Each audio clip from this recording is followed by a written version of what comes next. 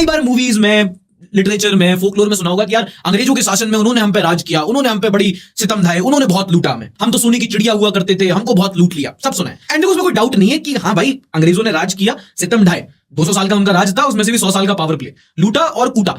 सवाल है कितना, समझाता हूं। इस हफ्ते ऑक्सफैम इंटरनेशनल ने अपनी global wealth inequality report release की, जिसमें उन्हें पता चला है कि वहां के रईस यहाँ के गरीब की देन है। टू टॉक नंबर्स, अंग्रेजों ने इंडियंस को लगभग 150 साल गुलाम बना के रखा और इस दौरान लगभग 64 ट्रिलियन डॉलर, 64 ट्रिलियन डॉलर की संपत्ति लूट के ले गए। To put that into perspective, 64 trillion dollar कितना होता है? हम आज भी लगभग आजादी के 75 साल बाद 5 ट्रिलियन डॉलर इकोनॉमी एम कर रहे हैं, लगभग 3.5 ट्रिलियन डॉलर की इकोनॉमी। अगर आप दुनिया भर की टॉप 10 जीडीपी मिला भी दोगे तो भी इस नंबर के आसपास नहीं आती। इतना पैसा वो उस टाइम पे लूट के ले गए। 64 ट्रिलियन डॉलर्स, ये इतना पैसा है कि पूरी लंदन सिटी में आप 50 पाउंड के नोटों की 4 परतें बिछा सकते हो।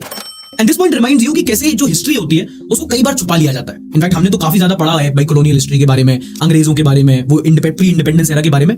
यूके में, ब्रिटेन में वहां की हिस्ट्री में इतना बताया नहीं जाता कि कैसे उन्हीं के पूर्वजों ने जगह जगह जाके देशों को कॉलोनाइज किया था और वहां की संपत्ति लूटी हुई थी। अगर आप स्पेसिफिकली इंडिया की बात करोगे तो सोने की चिड़िया इतना कहा जाता था कि अंग्रेज आए थे, उस टाइम पे जो ग्लोबल जीडीपी थी उसका लगभग 1/4 हिस्सा, लगभग 24% इंडिया से आता था, और जब वो लूट के गए थे तो उससे 6 गुना कम, सिर्फ 4% बच के रह गया था। बहुत लूटा यार, स्पाइस ट्रेडर्स बन के आए थे, कॉलोनाइज करके चले गए, जीरा मांगने आए थे, आज हम उनसे हीरा मांग रहे हैं अपना। पहले हमारा कोहिनूर वापस कर।